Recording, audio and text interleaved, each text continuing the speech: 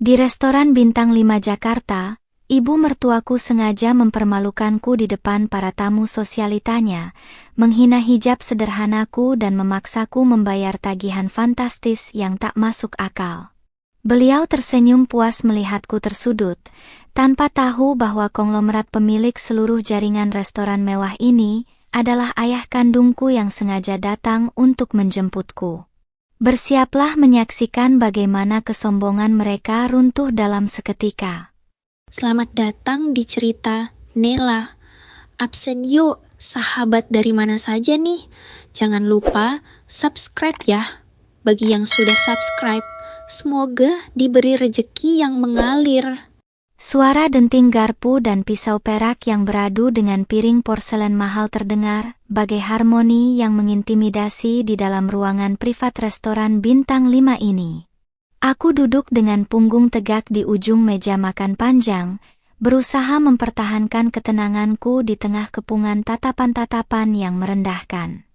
Di sekelilingku, lampu kristal gantung yang megah memantulkan cahaya berkilauan pada gelas-gelas kristal berisi minuman mahal, menciptakan atmosfer kemewahan yang justru terasa mencekik leherku. Mengenakan gaun pesta muslimah bernuansa rose gold dengan hijab satin yang melilit rapi, aku merasa seperti sebuah anomali di antara kemilau perhiasan berlian para sosialita yang hadir malam ini. Ibu mertuaku, Ibu Ratna, duduk di kepala meja dengan tawa yang berderai renyah, sibuk menjamu para kolega bisnis dan teman-teman arisan elitnya tanpa sekalipun menganggap keberadaanku. Malam ini seharusnya menjadi momen perayaan ulang tahun pernikahan beliau, sebuah acara keluarga yang kupikir akan berlangsung hangat dan penuh kebersamaan. Namun, kenyataan pahit langsung menamparku begitu menyadari bahwa aku sengaja diundang hanya untuk dijadikan pajangan penegas status sosial, atau lebih tepatnya, sebagai sasaran empuk untuk menunjukkan dominasi dan kekuasaannya di depan teman-temannya. Silakan dicicipi hidangan pembukanya, Jeng Susan, Jeng Miranda. Suara Ibu Ratna terdengar begitu manis dan dibuat-buat saat beliau mempersilakan dua wanita paruh baya berdandan tebal di hadapannya. Beliau dengan cekatan menggeser piring berisi foie gras dan kaviar premium ke arah tamu-tamunya, memastikan kenyamanan mereka terpenuhi hingga detail terkecil. Sambil memamerkan deretan cincin emas besar di jemarinya, beliau terus memuji selera kuliner para tamunya, sementara piring di depanku sengaja dibiarkan kosong tanpa ditawari sepotong roti pun. Aku hanya bisa menghela napas pelan, meremas jemariku sendiri di bawah meja untuk meredam rasa sesak yang mulai menjalar di dada. Sejak awal melangkah masuk ke restoran ini, perlakuan diskriminatif sudah kurasakan ketika Ibu Ratna mengabaikan sapaanku dan langsung menggandeng lengan teman-temannya untuk menuju meja utama. Alih-alih mengenalkanku sebagai menantunya dengan bangga, beliau justru sengaja menempatkanku di posisi paling ujung, jauh dari jangkauan percakapan utama, seolah-olah aku adalah noda kecil yang merusak pemandangan mewah malam ini. Ratna, ini menantumu yang tinggal di pinggiran kota itu ya? Tanya Jeng Susan tiba-tiba sambil meletakkan gelas anggurnya dan melirikku dengan tatapan menilai yang sangat tidak nyaman. Pandangannya menyapu penampilanku dari ujung hijab hingga potongan gaun pas badan yang kukenakan, lalu beralih pada tas tangan polosku yang tidak bermerek terkenal. Senyum meremehkan langsung terukir di bibir wanita itu, memicu kasak-kusuk kecil di antara para wanita lain yang duduk mengelilingi meja makan panjang tersebut. Ibu Ratna tertawa kecil, sebuah tawa hambar yang syarat akan nada sinis dan rasa malu yang dipaksakan di depan teman-temannya. Ya, begitulah Jeng, maklum saja kalau penampilannya terlalu sederhana dan kurang paham tata krama restoran fine dining kelas atas seperti ini, jawab beliau tanpa beban, melontarkan kalimat yang langsung menusuk harga diriku. Kalimat itu diucapkan dengan volume yang cukup keras, sengaja agar seluruh pelayan yang berdiri di sudut ruangan dan para tamu lain bisa mendengar betapa rendahnya posisiku di mata keluarga mereka. Rasa panas menjalar ke wajahku, memicu detak jantung yang bergemuruh hebat karena menahan amarah yang hampir meledak di dalam dada. Aku mengepalkan tangan, berusaha mengingat janji pada suamiku untuk tetap bersabar menghadapi sikap ibunya yang memang keras kepala dan gila hormat. Namun, dihina secara terang-terangan di depan publik dan dianggap tidak tahu tata krama, hanya karena aku memilih tampil santun dan tidak memamerkan kekayaan, adalah sebuah ketidakadilan yang luar biasa. Belum sempat aku menenangkan diri, Ibu Ratna memberikan isyarat kepada seorang pelayan senior yang mengenakan setelan jas rapi untuk mendekat ke arah meja kami. Dengan gerakan tangan yang angkuh dan terkesan merendahkan, beliau menunjuk selembar manifest menu tambahan dan beberapa botol minuman premium yang baru saja dipesan oleh para tamunya. Tatapan matanya yang tajam dan sinis kini tertuju lurus ke arahku, memancarkan kepuasan yang aneh saat beliau bersiap melancarkan rencana berikutnya untuk menjatuhkanku lebih dalam. Amira, karena kamu menantu di keluarga ini, sudah sewajarnya kamu yang mengurus dan menyelesaikan semua administrasi makan malam-malam ini, ujar Ibu Ratna dengan senyum kemenangan yang tersungging di bibirnya. Beliau kemudian mendorong selembar tagihan awal berlogo emas dengan total angka yang sangat fantastis, sebuah nominal jutaan rupiah yang sengaja dilimpahkan kepadaku demi menguras tabunganku dan mempermalukanku jika aku tidak mampu membayarnya. Teman-teman sosialitanya saling berpandangan, menyembunyikan senyum geli sambil menunggu reaksiku yang mereka pikir akan panik dan memohon belas kasihan. Aku menatap lembaran kertas tagihan mewah di atas meja itu dengan pandangan datar, sama sekali tidak menunjukkan kepanikan seperti yang sangat diharapkan oleh Ibu Ratna dan para tamunya. Mereka mengira telah berhasil menyudutkanku ke dalam jurang kehinaan yang tak berdasar di restoran mahal ini. Mereka benar-benar tidak pernah tahu bahwa seluruh bangunan, tanah, hingga jaringan restoran bintang 5 tempat mereka berpijak dan menyombongkan diri malam ini adalah milik mutlak dari ayah kandungku yang selama ini identitasnya kurahasiakan dengan rapat. Kesunyian sesaat menyelimuti ujung meja tempatku duduk, kontras dengan tawa riuh para sosialita di bagian tengah yang masih asyik membicarakan liburan mewah mereka ke Eropa. Aku meraih lembaran kertas tagihan berlogo emas itu dengan gerakan tenang, membiarkan jemariku merasakan tekstur kertas premium yang kaku. Angka yang tertera di sana memang luar biasa besar bagi ukuran makan malam satu keluarga, setara dengan harga sebuah sepeda motor matic baru yang dibeli tunai. Ibu Ratna terus mengawasiku dengan tatapan mata yang berkilat penuh kemenangan, menanti air mukaku berubah pucat atau sepasang mataku berkaca-kaca karena panik. Kenapa diam saja, Amira? Apa angka di kertas itu terlalu mengejutkan untuk orang dengan latar belakang sepertimu? Cemoh Ibu Ratna dengan volume suara yang sengaja ditinggikan, memotong percakapan Jeng Susan dan Jeng Miranda. Detik itu juga, perhatian seluruh meja kembali tersedot ke arahku, seolah-olah aku adalah tontonan komedi gratis yang sangat menghibur di sela-sela santapan malam mereka. Beberapa teman arisan Ibu Ratna bahkan terang-terangan menutup mulut dengan kipas mahal mereka, saling berbisik sambil melempar tatapan geli yang menyakitkan. Aku menarik napas dalam-dalam, merasakan udara sejuk dari pendingin ruangan restoran yang kini terasa hambar di tenggorokan. Bukan begitu, Ibu. Saya hanya sedang memastikan apakah semua pesanan ini memang sudah sesuai dengan apa yang dihidangkan di meja sejak tadi. Jawabku dengan nada suara yang sengaja kubuat tetap datar dan sopan, tanpa sedikit pun nada gemetar. Aku menolak memberikan kepuasan kepada wanita paruh baya di depanku ini untuk melihatku mengemis bantuan atau menunjukkan kelemahan di depan publik. Mendengar jawabanku, wajah Ibu Ratna seketika berubah sedikit menegang, kilatan amarah melintas cepat di matanya karena merasa tantangannya tidak disambut dengan ketakutan. Beliau menggebrak meja dengan pelan namun tegas menggunakan ujung jemarinya yang dihiasi kuku palsu berwarna merah menyala, membuat beberapa gelas kristal di dekatnya berdenting pelan. Maksudmu kamu mencurigai pihak restoran ini melakukan penipuan? Jeng Susan, lihatlah bagaimana menantuku ini bersikap, memesan makanan di tempat sekelas ini saja dia curiga, seolah-olah kita sedang makan di warung tenda pinggir jalan. Seru beliau memprovokasi. Jeng Susan segera menyambut umpan tersebut dengan tawa renyah yang syarat akan penghinaan, memandangkan tas tangan mahalnya seolah ingin menegaskan perbedaan kelas di antara kami.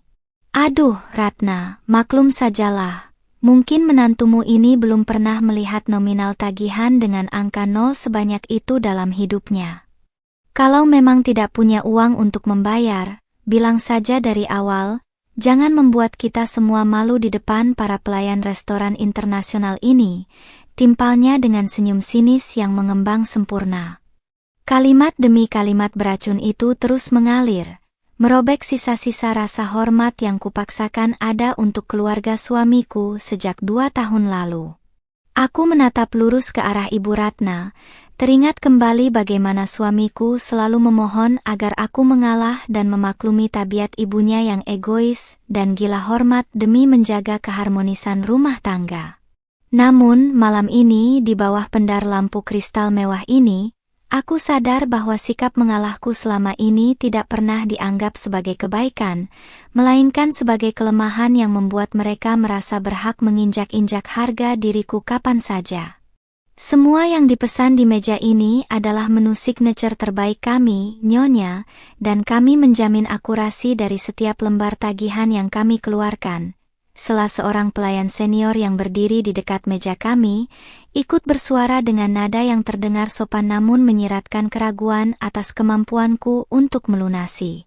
Ibu Ratna tersenyum puas mendengar penegasan dari pelayan tersebut, merasa posisinya di atas angin dan berhasil menyudutkanku ke titik terendah yang paling memalukan di depan seluruh rekan sosialitanya. Beliau kemudian bersedekap, bersandar pada kursi ukiran beludru dengan gestur tubuh seorang ratu yang sedang menghakimi rakyat jelata. Dengar sendiri kan? Jadi sekarang, Amira, cepat keluarkan kartumu dan selesaikan ini semua ke kasir di depan. Jangan biarkan tamu-tamuku menunggu terlalu lama hanya karena urusan pembayaran yang lambat. Perintah beliau dengan nada mutlak, seolah-olah aku adalah seorang asisten pribadi yang bisa diperintah sesuka hati tanpa perlu memikirkan perasaannya sedikit pun. Aku meletakkan kembali kertas tagihan itu ke atas meja, lalu perlahan membuka tas tangan polosku yang sejak tadi menjadi bahan ejekan mereka. Aku tidak berniat mengeluarkan kartu debit ataupun kartu kredit bersubsidi dari suamiku yang limitnya tentu tidak akan cukup untuk membayar kemewahan yang sengaja mereka manipulasi ini.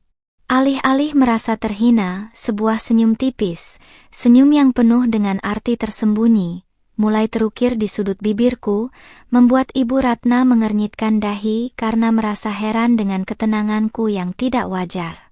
Baik Ibu, saya akan mengurus tagihan makan malam ini sekarang juga, tapi jangan pernah menyesali apa yang akan terjadi setelah ini, ucapku tenang sambil berdiri dari kursi, membetulkan letak hijab rose goldku yang sedikit bergeser. Tepat saat aku membalikkan badan untuk melangkah menuju lobi depan, pintu geser kayu ek besar di ruangan privat itu perlahan terbuka dari luar. 2 orang pria berbadan tegap dengan setelan jas hitam mahal melangkah masuk terlebih dahulu, membuka jalan bagi seorang pria paruh baya berwajah karismatik yang kehadirannya seketika membuat seluruh ruangan menjadi sunyi senyap. Langkah kaki pria parubaya itu terdengar mantap di atas lantai marmer Italia yang mengilat, memecah keheningan yang tiba-tiba mencekam di dalam ruangan privat tersebut. Aura wibawa dan kekuasaan yang terpancar dari sosoknya begitu kuat, membuat para pelayan yang semula berdiri tegak langsung menundukkan kepala mereka dengan sangat dalam penuh hormat.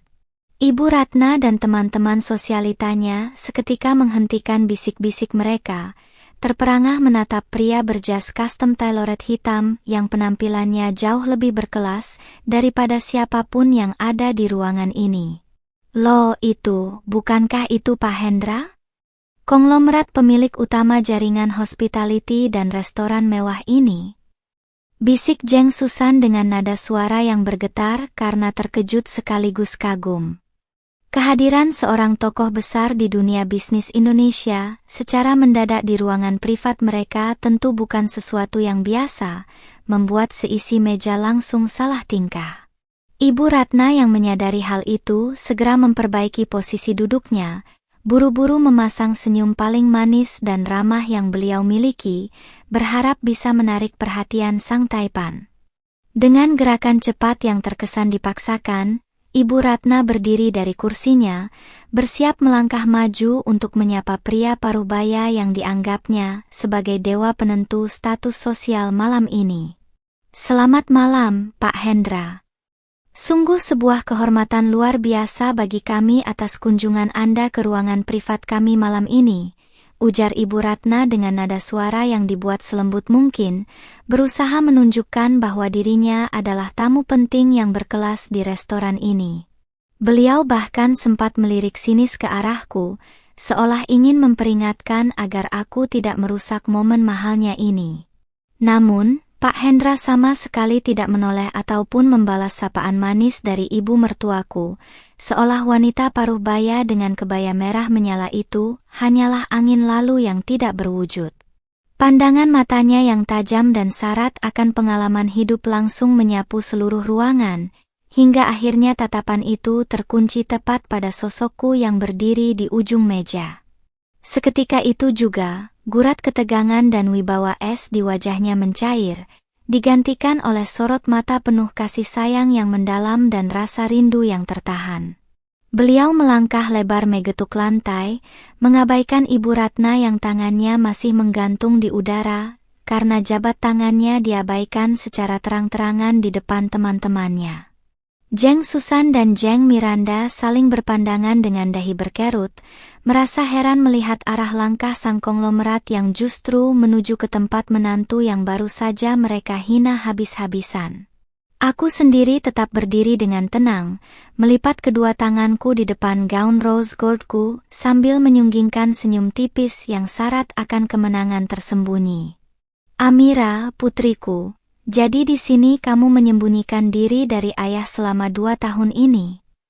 Suara Pak Hendra terdengar berat namun penuh kelembutan saat beliau berhenti tepat 2 langkah di hadapanku.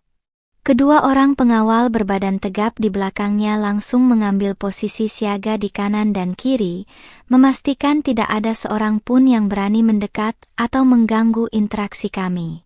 Kalimat singkat yang meluncur dari bibir pria berkuasa itu bagaikan petir di siang bolong yang menyambar kewarasan semua orang yang ada di dalam ruangan tersebut.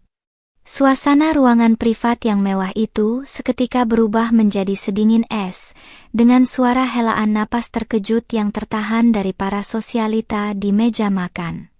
Ibu Ratna mematung di tempatnya berdiri, wajahnya yang semula dilapisi riasan tebal kini mendadak berubah pucat pasi bagai kehilangan seluruh pasokan darahnya.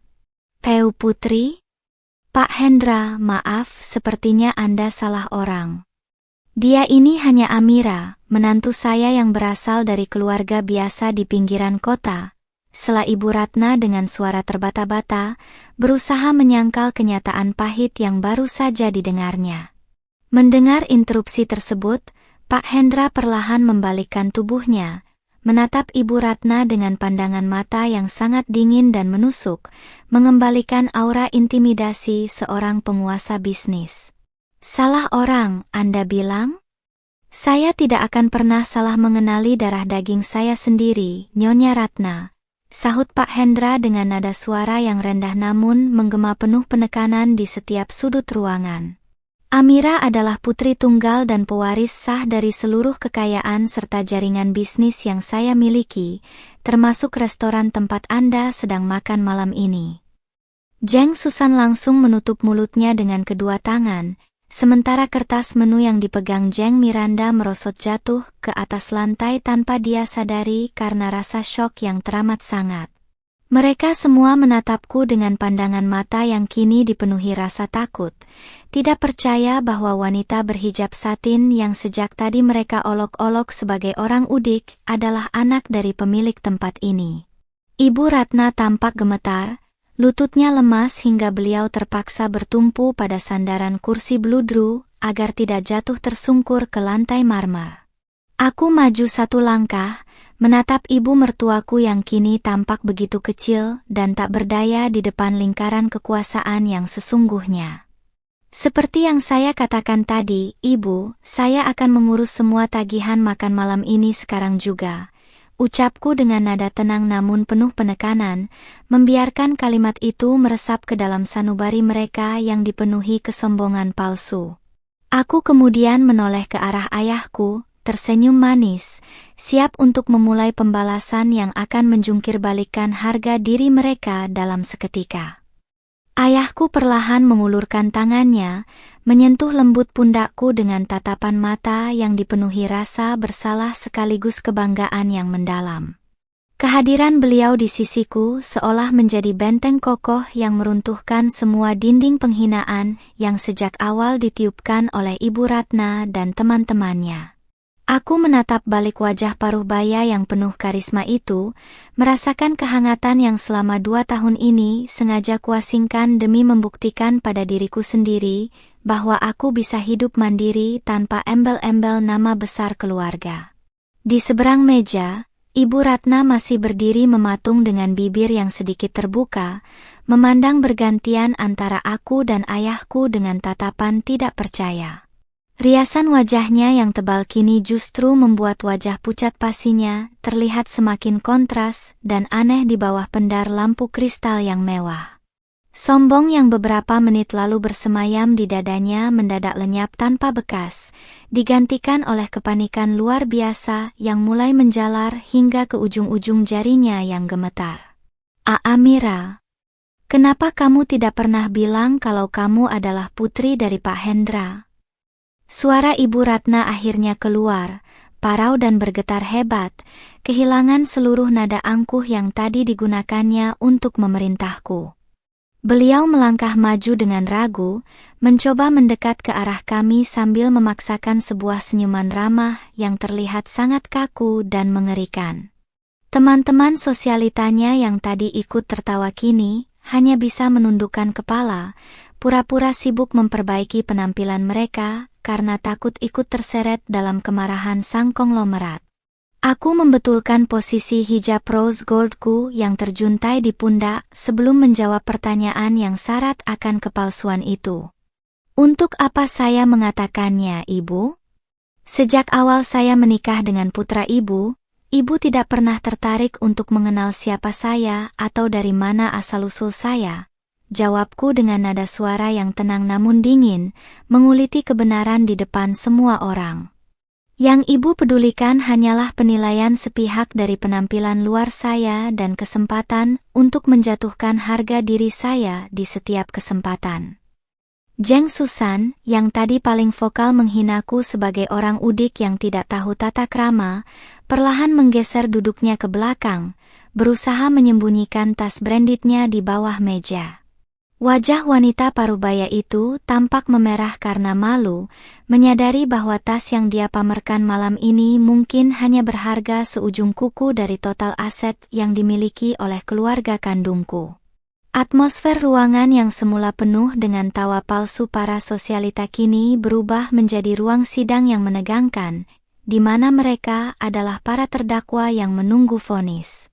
Ayahku yang mendengar penjelasanku langsung mengalihkan pandangannya yang setajam elang kembali ke arah Ibu Ratna, membuat wanita itu refleks mundur satu langkah karena ketakutan. Jadi, beginilah cara Anda memperlakukan putri tunggal saya selama ini, Nyonya Ratna? Tanya ayahku dengan suara yang rendah namun syarat akan ancaman yang mengintimidasi. Saya membiarkan dia hidup mandiri karena menghormati pilihannya, bukan untuk memberikan hak kepada orang seperti Anda untuk memperlakukannya seperti seorang pelayan di restoran saya sendiri. Maaf Pak Hendra, ini semua hanya kesalahpahaman kecil. Saya benar-benar tidak bermaksud. Ibu Ratna terbata-bata, tangannya bergerak panik di udara, mencoba mencari pembelaan diri yang masuk akal. Beliau melirik ke arah Jeng Susan dan Jeng Miranda, berharap ada salah satu temannya yang mau membantu mencairkan suasana yang mencekam ini. Namun, kedua wanita itu justru memalingkan wajah, enggan terlibat lebih jauh dan memilih menyelamatkan muka mereka masing-masing dari kemurkaan pemilik restoran. Manajer operasional restoran yang sejak tadi menunggu di luar pintu privat akhirnya melangkah masuk dengan membungkuk hormat, membawa sebuah mesin edisi premium dan map kulit hitam berisi detail tagihan. Beliau mendekat ke arah ayahku dan aku dengan tubuh yang gemetar, menyadari bahwa ada ketegangan tingkat tinggi yang melibatkan pemilik tertinggi perusahaan tempatnya bekerja. Kehadiran manajer tersebut seolah menjadi pengingat nyata bahwa drama di atas meja makan ini harus segera diakhiri dengan sebuah tindakan tegas. Aku meraih map kulit hitam itu dari tangan sang manajer, membukanya perlahan, dan menatap lembaran tagihan fantastis yang beberapa menit lalu dilemparkan Ibu Ratna ke hadapanku dengan penuh penghinaan. Aku memandang ibu mertuaku yang kini menatapku dengan tatapan memohon, sebuah pemandangan yang belum pernah kulihat selama 2 tahun menjadi menantunya. Kesombongan yang selama ini beliau agung-agungkan runtuh seketika hanya dengan satu kenyataan tentang siapa sebenarnya wanita berhijab sederhana yang berada di depannya. Manajer, batalkan semua diskon dan fasilitas VIP untuk meja ini, dan hitung semua pesanan tambahan dengan tarif tertinggi tanpa terkecuali. Perintahku kepada manajer restoran dengan suara yang tegas dan berwibawa, meniru gaya kepemimpinan ayahku. Aku menutup map kulit itu dengan hentakan pelan namun terdengar nyata di dalam keheningan ruangan, lalu kembali menatap Ibu Ratna yang wajahnya kian menderita. Dan untuk ibu, silakan selesaikan pembayaran ini sendiri, karena saya tidak akan mengeluarkan sepeser pun uang untuk menjamu orang-orang yang tidak tahu cara menghormati sesama. Perintah tegas yang baru saja keluar dari bibirku membuat manajer operasional restoran tertegun, sejenak sebelum akhirnya membungkuk sangat dalam dan segera memasang ekspresi profesional yang dingin. Beliau dengan cekatan menarik kembali map kulit hitam berisi manifest tagihan tersebut, lalu jemarinya bergerak cepat di atas layar tablet digital untuk menghapus seluruh hak istimewa, potongan harga member, serta fasilitas bebas pajak yang biasanya diberikan kepada tamu-tamu VIP. Perubahan status tagihan itu secara otomatis melambungkan nominal angka yang tertera di layar menjadi hampir 2 kali lipat dari jumlah semula, sebuah angka yang bahkan akan membuat seorang pengusaha kelas menengah sekalipun berpikir 2 kali sebelum menggesek kartu mereka. Ibu Ratna yang melihat pergerakan sang manajer hanya bisa menahan napas dengan tangan yang gemetar hebat di dada, menyadari bahwa jebakan finansial yang sengaja dia siapkan untuk menjatuhkanku kini berbalik menjadi senjata makan tuan yang siap menghancurkan sisa-sisa harga diri dan tabungannya dalam sekejap mata. Baik, Ibu Amira, semua fasilitas diskon dan komplementari untuk ruangan privat ini telah resmi saya cabut sesuai perintah Anda, dan total tagihan akhir kini telah disesuaikan dengan tarif reguler tertinggi tanpa potongan apapun, ujar manajer restoran tersebut dengan nada suara yang sangat formal dan penuh rasa hormat, menempatkan posisiku jauh di atas semua orang yang ada di dalam ruangan. Kalimat itu bagaikan palu hakim yang diketuk dengan keras, meruntuhkan seluruh dinding ilusi kekuasaan yang selama ini dibangun oleh ibu mertuaku di depan teman-teman arisannya. Jeng Susan dan Jeng Miranda yang duduk tidak jauh dari mesin edisi langsung melirik ke arah layar tablet dengan mata terbelalak. Wajah mereka seketika memucat saat melihat total nominal baru yang harus dibayarkan malam ini, dan mereka buru-buru menarik tas tangan mereka lebih rapat ke tubuh masing-masing. Seolah-olah takut dipaksa ikut menyumbang untuk melunasi biaya makan malam yang luar biasa mahal tersebut. Ibu Ratna melangkah maju dengan kaki yang tampak lemas, mencoba mengikis jarak di antara kami sambil memasang raut wajah paling menyedihkan yang pernah kupandang selama 2 tahun mengenal beliau. Beliau memaksakan sebuah senyuman kecil yang terlihat sangat kaku, sementara matanya yang mulai berkaca-kaca menatapku dengan pandangan memohon yang amat dalam, seolah melupakan semua cemoohan dan kata-kata kasar yang baru saja dilontarkannya beberapa menit yang lalu mengenai hijab dan asal-usulku. Amira, sayang. Tolong jangan keterlaluan seperti ini pada ibu. Bagaimanapun juga ibu ini adalah orang tua dari suamimu, pria yang sangat kamu cintai dan hormati, bisik beliau dengan suara yang parau dan bergetar hebat, mencoba menggunakan nama suamiku sebagai perisai terakhir untuk menyelamatkan mukanya di depan para sosialita yang kini sedang menonton kejatuhannya. Aku menatap wanita paruh baya di hadapanku ini tanpa ada sedikit pun rasa iba yang tersisa di dalam hatiku, karena ingatan tentang bagaimana beliau kerap merendahkanku di setiap acara keluarga terlalu membekas di dalam ingatan. Jika ibu menganggap diri ibu sebagai orang tua yang harus dihormati, seharusnya ibu juga tahu bagaimana cara menghargai menantu yang telah tulus berbakti dan menjaga nama baik putra ibu selama ini. Jawabku dengan nada suara yang sangat tenang namun dingin, bergema dengan jelas di dalam keheningan ruangan privat yang mewah itu. Aku membetulkan letak ujung hijab rose goldku dengan gerakan yang sangat anggun, memperlihatkan ketenanganku yang kontras dengan kepanikan luar biasa yang sedang melanda seluruh isi meja makan panjang tersebut. Namun yang ibu tunjukkan malam ini justru sebaliknya. Ibu sengaja mengundang saya hanya untuk dijadikan bahan olokan di depan teman-teman ibu, maka sekarang silakan pertanggungjawabkan sendiri semua kesombongan yang sudah ibu tabur sejak awal melangkah ke restoran ini. Jeng Susan yang merasa situasi semakin tidak menguntungkan bagi kelompok mereka perlahan-lahan berdiri dari kursinya dengan gerakan yang sangat hati-hati, mencoba mencari celah untuk meninggalkan ruangan sebelum badai kemarahan konglomerat di sampingku ini berimbas pada bisnis suaminya. Aduh, Jeng Ratna, sepertinya saya baru ingat kalau ada urusan keluarga yang sangat mendesak di rumah dan sopir saya sudah menunggu terlalu lama di lobi bawah. Pamit Jeng Susan dengan suara terbata-bata, bahkan tidak berani menatap langsung ke arah mata ayahku yang sejak tadi mengawasinya dengan pandangan sedingin es. Jeng Miranda pun tidak mau ketinggalan. Beliau segera merapikan syal sutranya dan ikut berdiri dengan tergesa-gesa, meninggalkan piring berisi hidangan penutup premium yang baru tersentuh sedikit, demi menyelamatkan diri mereka dari atmosfer mencekam yang kian menekan dada. Ayahku, Pak Hendra, yang sejak tadi berdiri tegap di sisiku, perlahan mengangkat tangan kanannya, memberikan isyarat kecil kepada 2 pengawal berbadan tegap yang berjaga di dekat pintu keluar untuk tetap menutup jalan. Pintu kayu ek besar itu tetap tertutup rapat, membuat langkah tergesa-gesa Jeng Susan dan Jeng Miranda terhenti seketika dengan tubuh yang menegang ketakutan di depan para pengawal berjas hitam tersebut. Tidak ada seorang pun yang boleh meninggalkan ruangan privat ini sebelum seluruh administrasi diselesaikan dengan benar, karena saya tidak ingin ada tamu di restoran saya yang pergi tanpa membayar sepeser pun setelah menikmati fasilitas terbaik kami, ucap ayahku dengan suara berat yang penuh dengan penekanan berwibawa. Seketika mengunci pergerakan semua wanita paruh baya yang ada di sana, hingga mereka terpaksa kembali ke tempat duduk mereka dengan wajah pasrah.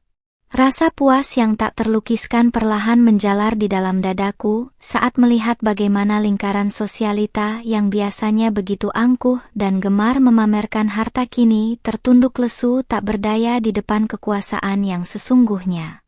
Aku teringat betapa seringnya aku menangis sendirian di kamar setelah pulang dari rumah ibu mertuaku, menahan semua rasa sakit hati karena dianggap tidak pantas bersanding dengan putranya, hanya karena aku memilih hidup sederhana dan menutup aurat dengan santun tanpa pamer kemewahan. Malam ini, di bawah pendar lampu kristal yang mahal ini, keadilan seolah sedang ditegakkan dengan cara yang paling elegan, menunjukkan kepada mereka bahwa roda kehidupan bisa berputar dalam hitungan detik dan meruntuhkan kesombongan manusia yang paling tinggi sekalipun. Ibu Ratna yang menyadari bahwa dirinya sudah benar-benar terdesak dan tidak memiliki jalan keluar lain akhirnya membuka tas tangan bermerek miliknya dengan tangan yang luar biasa gemetar, hingga beberapa barang kecil di dalamnya sempat terjatuh ke atas lantai marmer. Beliau mengeluarkan beberapa lembar kartu kredit premium berwarna hitam dan emas, lalu menyerahkannya kepada manajer restoran dengan pandangan mata yang kosong dan penuh rasa malu yang teramat sangat di hadapan teman-teman karibnya sendiri. Manajer tersebut menerima kartu-kartu itu tanpa ekspresi, lalu mulai menggeseknya satu persatu pada mesin EDC, namun suara dengungan penolakan dari mesin digital itu justru terdengar berkali-kali, karena batas limit kartu-kartu tersebut ternyata tidak mencukupi untuk membayar total tagihan baru yang telah melonjak tinggi. Maaf Nyonya Ratna, ketiga kartu kredit Anda semuanya menunjukkan status declined karena limit transaksi yang tidak memadai untuk melunasi total tagihan reguler tertinggi malam ini, ucap manajer operasional dengan suara yang cukup lantang. Membuat wajah ibu mertuaku yang semula pucat kini berubah menjadi merah padam karena menanggung malu yang luar biasa di depan publik. Teman-temannya yang melihat hal itu hanya bisa saling berpandangan dengan cemas, menyadari bahwa reputasi sebagai keluarga kaya raya yang selama ini dipamerkan oleh Ibu Ratna di media sosial ternyata hanyalah sebuah fatamorgana yang dipaksakan demi gengsi semata. Beliau berdiri mematung di samping meja makan, menatap mesin EDC itu seolah-olah benda kecil tersebut adalah monster yang baru saja menelan seluruh harga dirinya bulat-bulat tanpa ampun. Aku melangkah mendekati meja kasir darurat itu, menatap kartu-kartu kredit yang berserakan di atas meja dengan senyuman tipis yang syarat akan makna kemenangan mutlak atas semua ketidakadilan yang kuterima. Aku kemudian menoleh ke arah ayahku, memberi kode bahwa drama pembukaan ini sudah cukup untuk memberikan pelajaran yang sangat berharga bagi wanita yang mengira uang bisa membeli segalanya termasuk harga diri orang lain. Manajer, biarkan beliau mengurus sisa pembayarannya dengan cara apapun, dan pastikan tidak ada pengecualian hukum jika proses pelunasan ini tertunda. Ucapku tegas sebelum membalikkan badan, siap untuk melangkah keluar dari ruangan terkutuk ini bersama ayahku. Meninggalkan ibu mertuaku yang kini jatuh terduduk di atas kursi bludru sambil menangis menyesali segala keangkuhannya. Suara isak tangis Ibu Ratna yang tertahan kini menjadi satu-satunya bunyi yang terdengar di dalam ruangan privat yang semula penuh dengan kesombongan itu.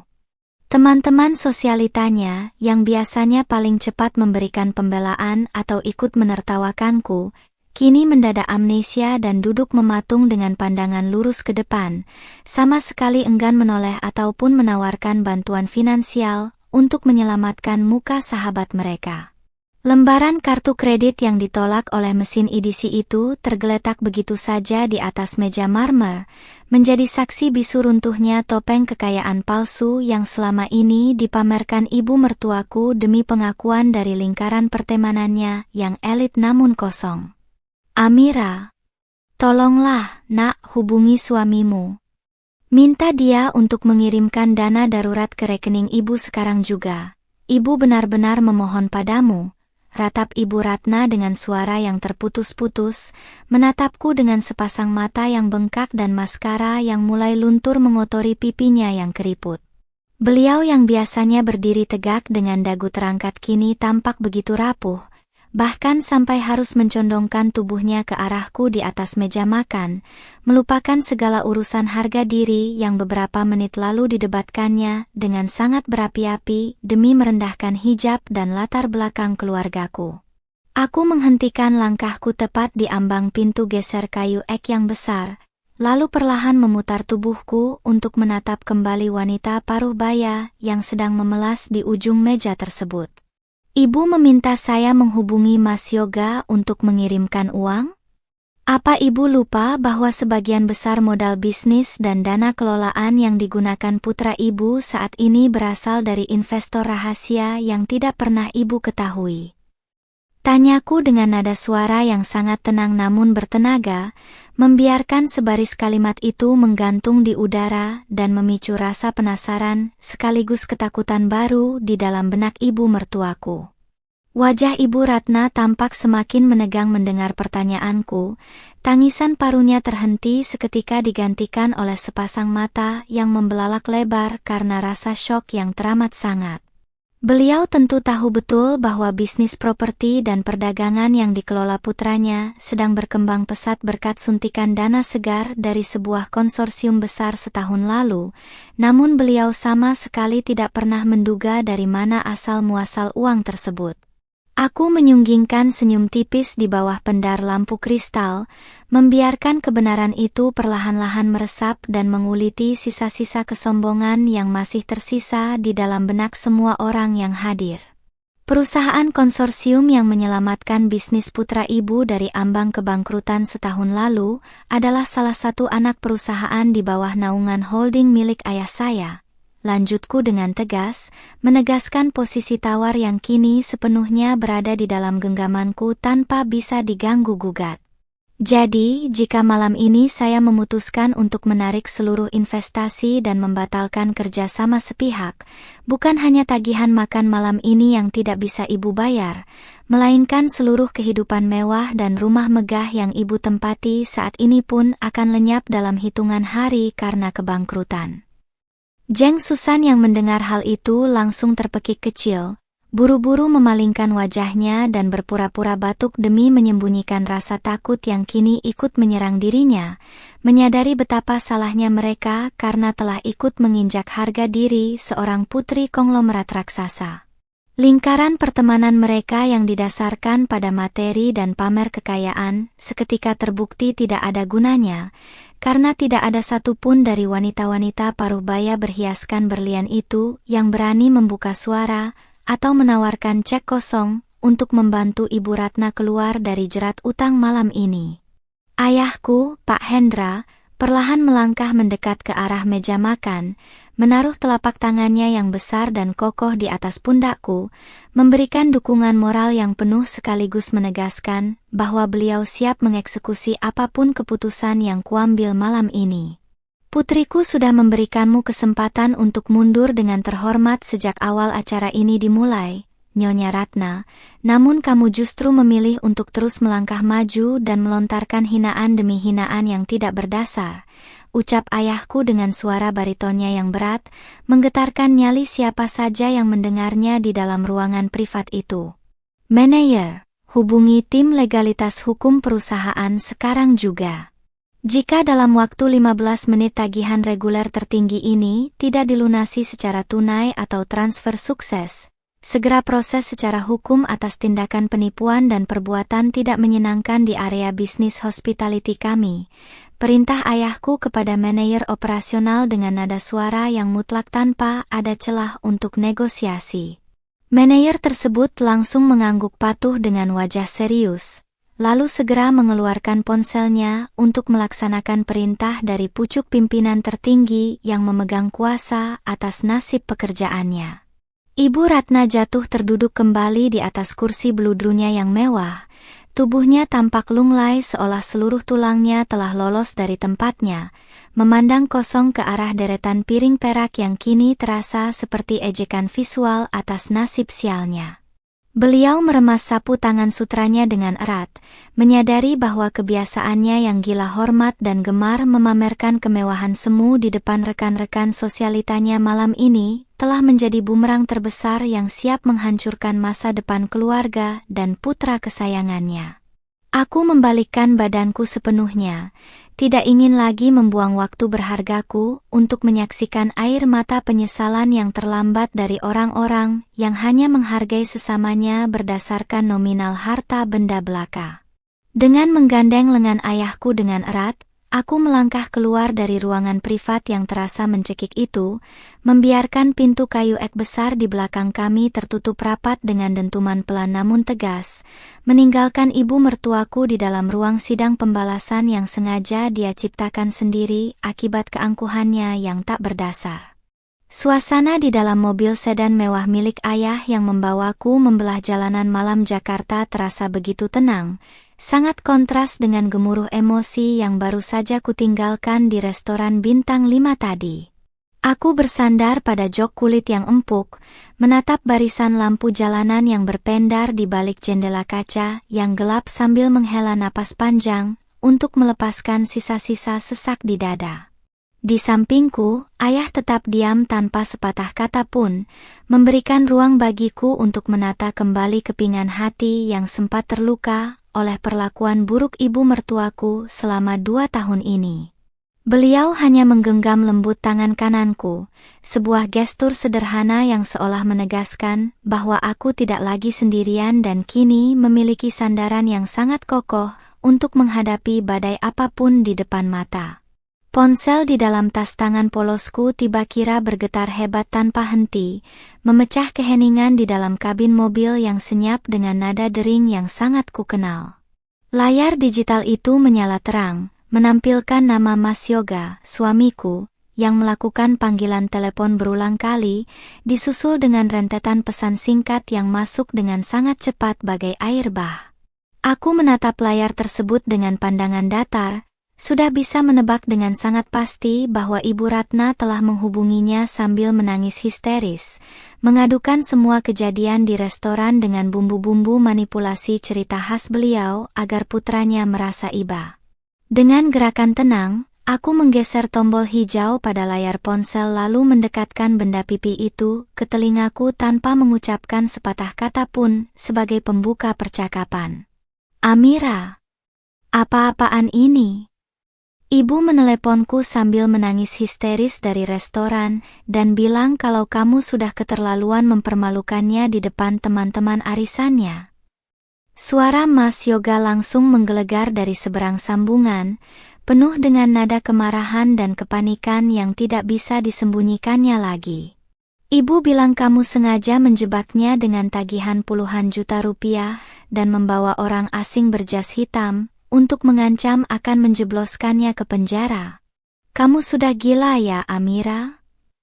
Aku memejamkan mata sejenak, merasakan denyut perih di sudut hatiku mendengarkan bagaimana suamiku langsung menghakimiku secara sepihak tanpa berniat menanyakan kebenaran versiku terlebih dahulu. Orang asing yang kamu maksud itu adalah Pak Hendra, Mas. Dan dia bukan orang asing, melainkan ayah kandungku yang selama ini identitasnya sengaja kurahasiakan darimu dan keluargamu.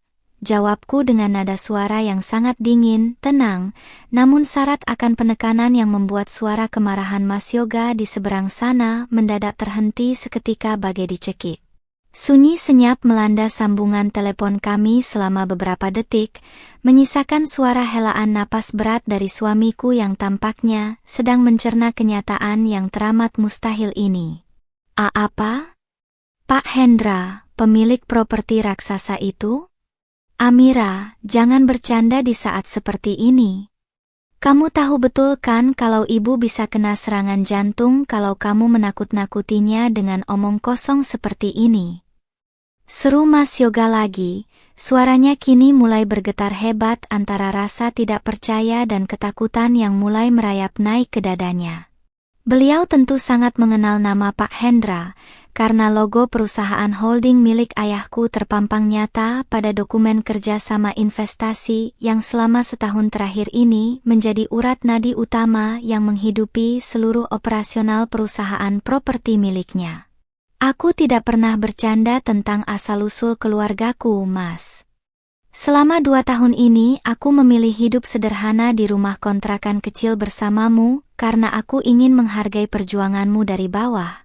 Ujarku sambil menatap lurus ke depan, membiarkan air mata yang sempat menggenang di pelupuk mataku mengering dengan sendirinya karena rasa kecewa yang telah mencapai batas maksimal.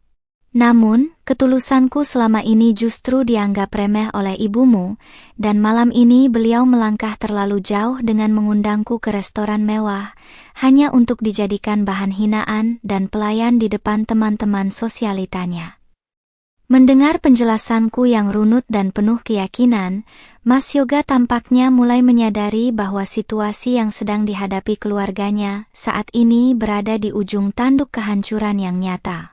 Nada suaranya yang semula meledak-ledak penuh amarah kini mendadak berubah menjadi sangat lembut, syarat akan kepasrahan dan kepanikan seorang pria yang tahu bahwa dirinya baru saja kehilangan kartu as terbesar dalam hidupnya.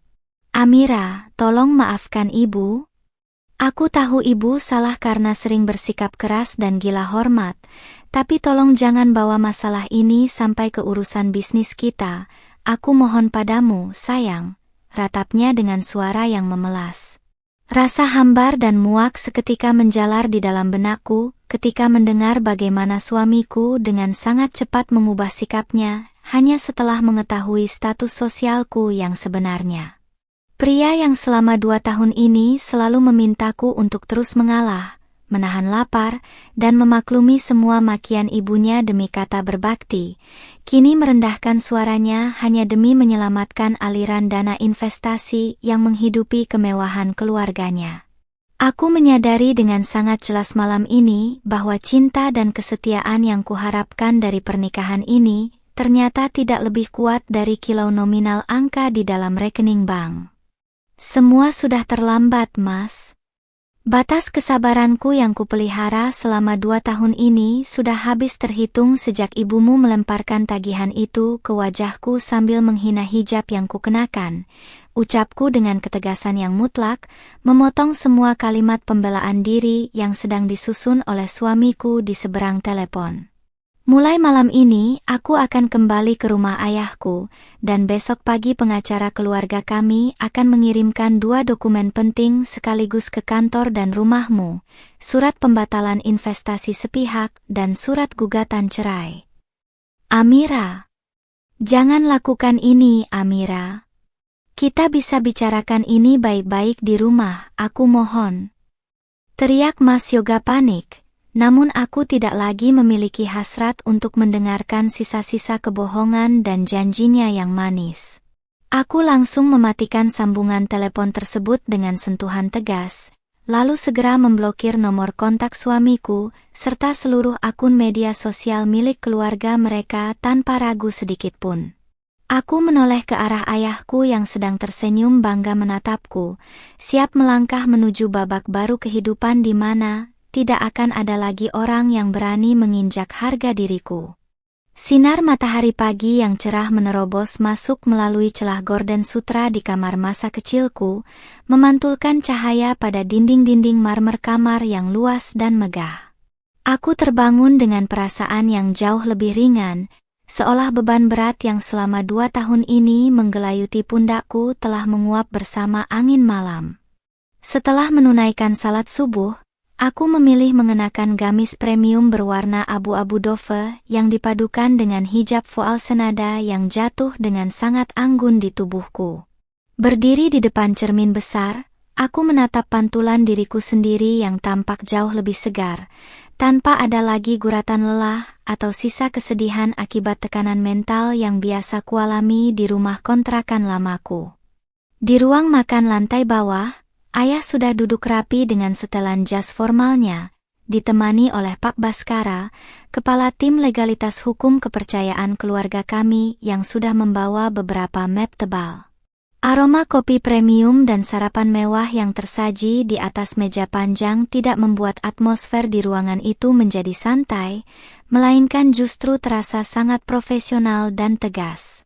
Ayah mendongak, tersenyum sangat hangat begitu melihatku melangkah menuruni tangga, lalu memberikan isyarat agar aku segera bergabung duduk di sisi kanan beliau. Bagaimana tidurmu, putriku? Ayah sudah menyiapkan semua hal yang kamu minta semalam, dan Pak Baskara siap mengeksekusinya pagi ini juga, ujar ayah dengan suara baritonnya yang mantap. Pak Baskara menjabat tanganku dengan sangat hormat sebelum membuka map kulit hitam yang diletakkannya di atas meja makan mewah tersebut. Selamat pagi, Ibu Amira. Berdasarkan instruksi dari Pak Hendra semalam, kami telah merampungkan 2 berkas gugatan utama yang akan segera dikirimkan hari ini. Jelas Pak Baskara dengan nada suara yang sangat lugas khas seorang pengacara senior. Berkas pertama adalah gugatan cerai mutlak atas nama Anda terhadap Saudara Yoga, dan berkas kedua adalah surat penarikan seluruh modal serta pemutusan hubungan kerjasama investasi dari holding perusahaan Pak Hendra terhadap PT Investama Properti milik keluarga mereka. Aku membaca lembar demi lembar dokumen hukum tersebut dengan saksama, memastikan tidak ada satu poin pun yang tertinggal untuk memberikan pelajaran yang setimpal bagi mereka yang gemar merendahkan sesama. Keputusanku sudah bulat dan tidak akan pernah goyah lagi, karena 2 tahun penderitaan batin yang kualami sudah lebih dari cukup sebagai bukti bahwa mengalah pada orang yang tamak tidak akan pernah mengubah keadaan. Bagus sekali, Pak Baskara. Tolong pastikan utusan kita mengantarkan surat pemutusan investasi ini langsung ke ruang rapat utama PT Investama Properti tepat saat jam kerja dimulai, agar seluruh jajaran direksi mereka tahu apa akibat dari perbuatan mereka, ucapku tegas. Sementara itu, di belahan kota Jakarta yang lain, kepanikan luar biasa dipastikan sedang melanda rumah megah milik ibu mertuaku yang selama ini dibiayai dari uang hasil keringat suamiku yang ditopang oleh dana ayahku. Ponselku kembali bergetar di atas meja, menampilkan ratusan notifikasi panggilan tak terjawab dari Mas Yoga, Ibu Ratna, dan bahkan beberapa kerabat jauh keluarga mereka yang mendadak ikut panik. Aku membiarkan ponsel itu terus menyala tanpa berniat mengangkatnya, menikmati setiap detik serangan balik yang perlahan namun pasti mulai meruntuhkan fondasi kehidupan mewah semu yang sangat mereka agung-agungkan. Tepat pukul 9 pagi, Pak Baskara menerima sebuah panggilan telepon dari tim lapangannya yang bertugas mengantarkan dokumen tersebut langsung ke kantor Mas Yoga. Wajah pengacara senior itu tampak menyiratkan kepuasan yang mendalam saat beliau meletakkan kembali ponselnya dan menatap ke arah ayah dan aku. Laporan dari lapangan, Ibu Amira. Surat penarikan modal sepihak telah diterima langsung oleh Saudara Yoga di depan seluruh mitra bisnisnya yang sedang melangsungkan rapat evaluasi bulanan, lapor Pak Baskara dengan senyuman tipis. Kabarnya, situasi di sana langsung kacau balau karena para investor lain ikut panik dan berencana menarik saham mereka setelah mengetahui holding kita mundur. Mendengar laporan tersebut, aku hanya bisa tersenyum datar sambil meminum teh hangatku perlahan, membayangkan bagaimana runtuhnya wajah angkuh Mas Yoga saat memegang surat itu di depan rekan-rekan bisnisnya. Pria yang selama ini selalu membanggakan posisinya sebagai direktur muda yang sukses kini, harus menelan pil pahit bahwa seluruh kesuksesannya hanyalah sebuah istana pasir yang fondasinya ku pegang. Dia selalu berpikir bahwa aku adalah istri penurut yang bisa diinjak-injak harga dirinya demi menjaga nama baik sang ibu, tanpa pernah menyadari bahwa akulah yang menopang seluruh napas kehidupannya. Tidak butuh waktu lama bagi badai itu untuk sampai ke pintu gerbang rumah mewah keluarga kandungku, ketika salah seorang penjaga keamanan lobi melaporkan bahwa ada sebuah mobil sedan hitam yang memaksa masuk. Melalui layar monitor CCTV yang ada di ruang kerja ayah, aku bisa melihat sosok Mas Yoga dan Ibu Ratna sedang berdiri gemetar di depan gerbang pos penjagaan utama dengan wajah yang tampak sangat kusut. Riasan tebal Ibu Ratna yang semalam terlihat begitu menor kini sudah tidak ada lagi, digantikan oleh wajah pucat, mata sembab, dan pakaian yang tampak kusut karena tidak bisa tidur semalaman suntuk. Apakah kamu ingin menemui mereka, Amira? Jika kamu tidak sudi, ayah bisa menyuruh para pengawal untuk mengusir mereka dari area properti kita sekarang juga. Tanya ayah dengan pandangan mata yang penuh perhatian, siap melindungi kenyamanan batinku dari gangguan mereka. Aku terdiam sejenak, menatap dua sosok yang beberapa jam lalu masih merasa berada di puncak dunia, dan memandang rendah hijab sederhana, serta latar belakangku yang mereka kira miskin. Tidak perlu diusir, Ayah. Biarkan mereka masuk ke area lobi depan. Aku ingin melihat secara langsung bagaimana kesombongan itu bertekuk lutut di bawah kakiku, jawabku tenang. Dengan langkah yang anggun dan penuh percaya diri, aku berjalan mendampingi ayah menuju area lobi utama yang megah dengan pilar-pilar tinggi menjulang. Begitu pintu kaca besar lobi terbuka, Ibu Ratna dan Mas Yoga langsung melangkah maju dengan tergesa-gesa, namun langkah mereka tertahan oleh barisan pengawal berjas hitam yang langsung membuat barikade kokoh di depan kami. Detik itu juga, pandangan kami saling bertemu, dan aku bisa melihat dengan sangat jelas bagaimana aura kepasrahan dan ketakutan yang teramat sangat kini sepenuhnya menguasai jiwa dua orang yang dulu begitu berkuasa di hidupku.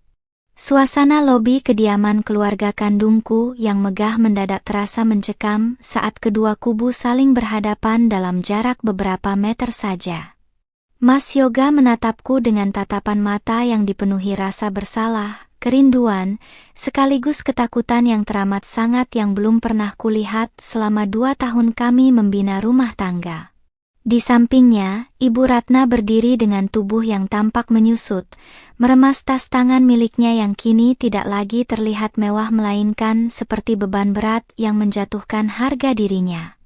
Tidak ada lagi sisa-sisa tatapan merendahkan atau senyum sinis yang semalam mereka pamerkan dengan begitu angkuh di atas meja makan restoran bintang 5 itu.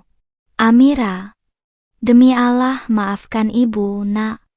Ibu benar-benar hilaf dan tidak tahu siapa kamu sebenarnya. Tangis Ibu Ratna langsung pecah seketika, mengabaikan keberadaan para pelayan dan pengawal berjas hitam yang berdiri siaga di sekeliling kami. Beliau mencoba melangkah maju sambil mengulurkan kedua tangannya yang gemetar, berniat untuk meraih jemariku atau bahkan bersujud di atas lantai marmer lobi demi mendapatkan pengampunan dariku. Namun, gerakan paniknya itu langsung dihentikan oleh tatapan dingin dari ayahku, membuat langkah kaki wanita parubaya itu terhenti seketika dengan tubuh yang bergetar hebat menahan rasa malu. Mas Yoga kemudian ikut melangkah maju dengan wajah yang tampak sangat frustrasi, memandangku dengan sepasang mata yang berkaca-kaca menahan beban kehancuran karirnya yang sudah di depan mata. Amira, aku mohon dengarkan penjelasanku dulu sayang. Tolong jangan batalkan kerjasama investasi itu secara sepihak, kantor kita benar-benar diambang kekacauan besar pagi ini. Ratap Mas Yoga dengan suara yang parau dan memelas, melupakan posisinya sebagai direktur muda yang biasanya selalu berbicara dengan nada tinggi dan penuh perintah di hadapanku. Semua investor lain mendadak menarik modal mereka setelah mendengar holding Pak Hendra mundur. Perusahaan kita bisa pilot dalam hitungan hari jika kamu tidak menyelamatkannya. Aku menatap suamiku, pria yang 2 tahun lalu kupilih karena kukira dia memiliki integritas dan keberanian untuk melindungiku, dengan pandangan yang sangat hambar tanpa ada sisa cinta sedikit pun. Kantor kita, Mas? Kamu salah. Itu adalah kantormu dan perusahaan keluargamu, bukan urusanku lagi sejak malam tadi. Jawabku dengan nada suara yang sangat tenang, datar, namun bergema dengan ketegasan yang mutlak di dalam lobi yang luas ini. Aku merapikan lipatan gamis abu-abu doveku dengan gerakan elegan, memperlihatkan ketenanganku yang kontras dengan kepanikan luar biasa yang sedang menggerogoti sisa-sisa kewarasan mereka berdua. Kenapa kamu menjadi begitu dingin dan kejam seperti ini, Amira? Di mana sosok istri penurut dan penyabar yang selama ini selalu mendukungku? Tanya Mas Yoga lagi, suaranya mulai meninggi karena rasa frustrasi yang memuncak akibat ketenanganku yang tidak goyah sedikit pun. Beliau tampaknya masih belum bisa menerima kenyataan bahwa wanita berhijab sederhana yang biasanya selalu mengalah dan diam saat dimaki kini telah berubah menjadi sosok putri konglomerat yang memiliki kuasa penuh untuk menentukan hidup dan mati bisnisnya. Aku tersenyum tipis, sebuah senyuman yang syarat akan sindiran tajam atas ketidaktahuan suamiku selama menjalani bahtera rumah tangga bersama. Aku tidak pernah berubah menjadi kejam, Mas. Aku hanya berhenti menjadi orang bodoh yang membiarkan ketulusan dan kesabarannya diinjak-injak demi ego keluargamu, ujarku sambil menatap lurus ke dalam matanya, membiarkan setiap kata yang meluncur dari bibirku menusuk langsung ke ulu hatinya. 2 tahun aku diam bukan karena aku tidak berdaya, melainkan karena aku menghormati pernikahan kita. Namun, ketika ibumu dengan sengaja mempermalukanku di depan publik demi gengsi semu, detik itu juga kamu dan ibumu yang telah menghancurkan pernikahan ini. Ibu Ratna yang menyadari bahwa pembelaan putranya tidak membuahkan hasil akhirnya memberanikan diri untuk kembali membuka suara di sela-sela tangisnya. Ibu berjanji akan berubah, Amira. Ibu akan memutuskan hubungan dengan Jeng Susan dan teman-teman arisan itu. Ibu tidak akan pernah merendahkanmu atau hijabmu lagi. Tolong kasihanilah bisnis yoga, nak.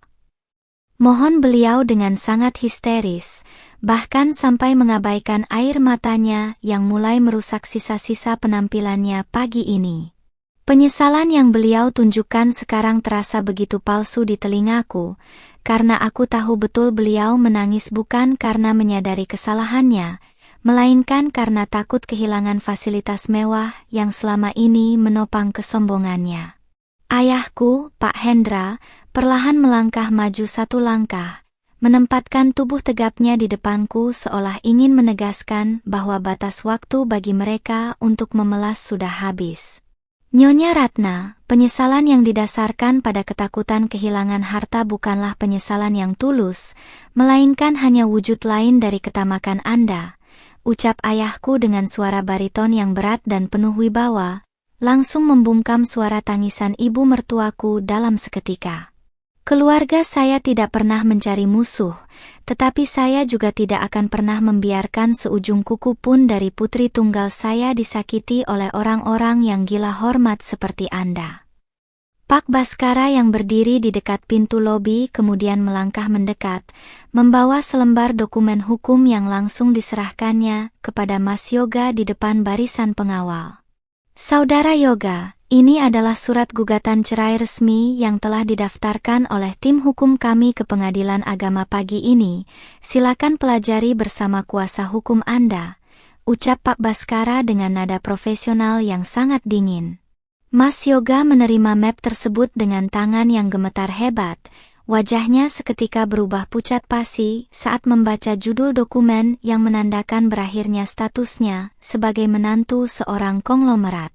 Aku membalikkan badanku sepenuhnya, tidak ingin lagi menyia-nyiakan waktu berhargaku untuk melihat pemandangan menyedihkan dari orang-orang yang terlambat menyadari nilai sebuah ketulusan. Dengan menggandeng lengan ayahku dengan erat, aku melangkah kembali menuju area dalam rumah, meninggalkan Mas Yoga dan Ibu Ratna yang kini hanya bisa terpaku lemas di area lobi depan di bawah pengawasan ketat para penjaga.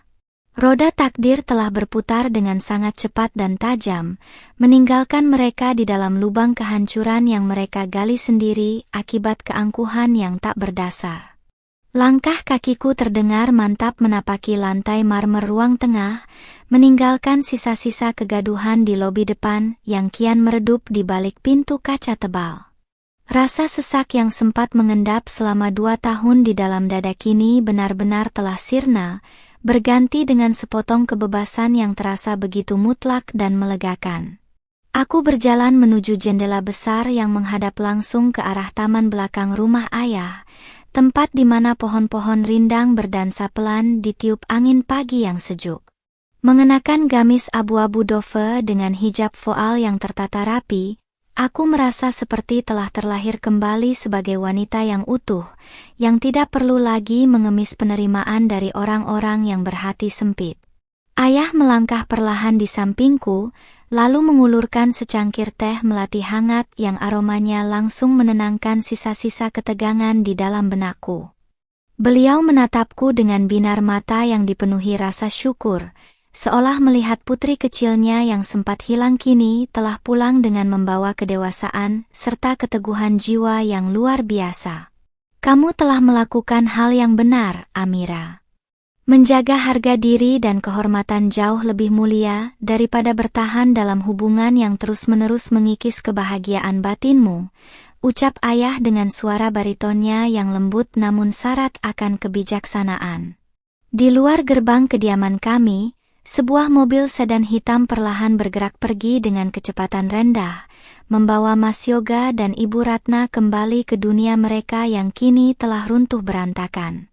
Aku tahu, setelah hari ini, kehidupan mereka tidak akan pernah sama lagi karena bayang-bayang pilot dan sanksi sosial dari lingkaran pertemanan mereka sendiri akan segera datang menagih janji.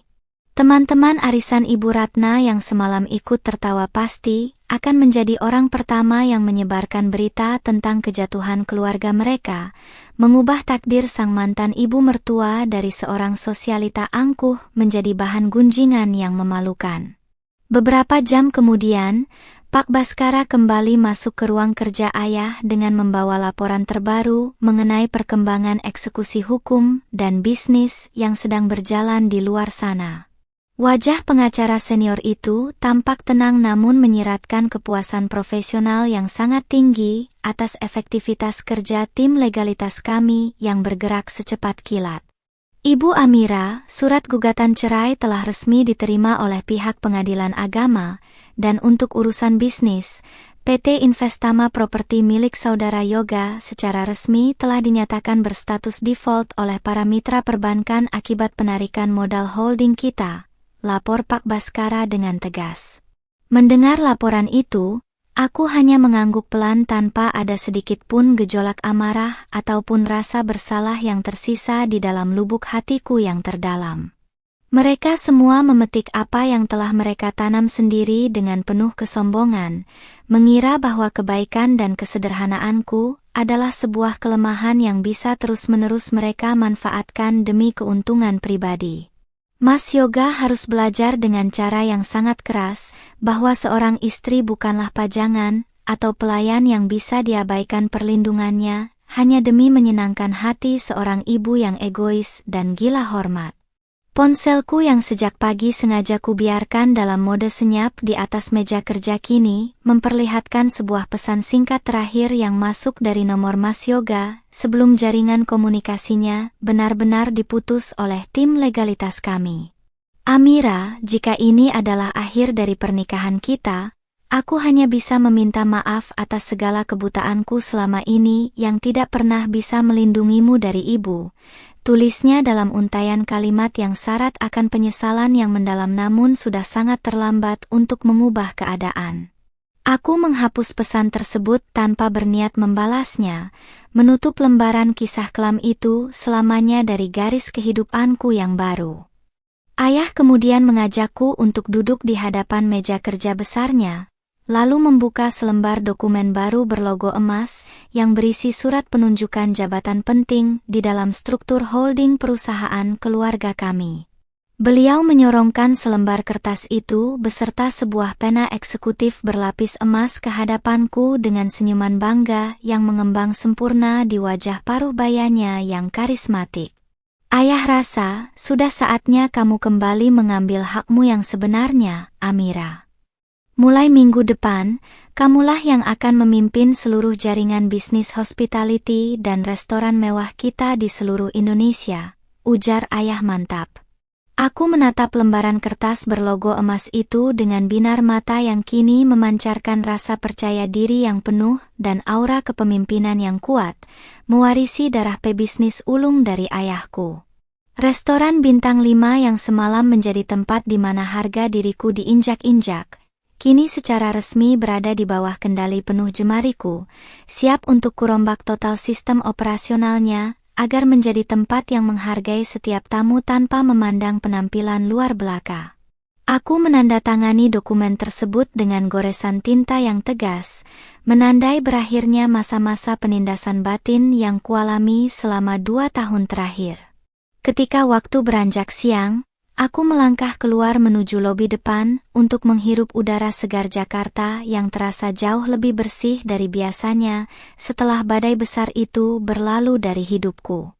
Beberapa pelayan dan pengawal yang berpapasan denganku langsung membungkuk hormat dengan tulus, menyapa dengan sebutan Ibu Amira. Sebuah pengakuan nyata atas posisi dan kehormatan yang kini melekat erat pada diriku. Hijab rose gold yang kukenakan semalam kini telah berganti dengan hijab voal abu-abu dove yang bersahaja, namun memancarkan aura keanggunan seorang wanita tangguh yang tak lagi bisa digoyahkan oleh badai apapun. Roda takdir telah berputar menyelesaikan tugasnya dengan sangat rapi dan adil, menjatuhkan mereka yang sombong ke titik terendah dan mengangkat mereka yang sabar ke puncak kemuliaan yang sesungguhnya. Aku menatap langit biru yang membentang luas di atas cakrawala ibu kota dengan senyuman manis yang mengembang sempurna, menyambut fajar baru kebebasan dan kesuksesan yang telah menantiku di depan mata. Kisah penderitaanku sebagai seorang istri yang tertindas telah usai, dan kini saatnya dunia menyaksikan bangkitnya Amira, sang pemilik nyata dari kemewahan yang sesungguhnya.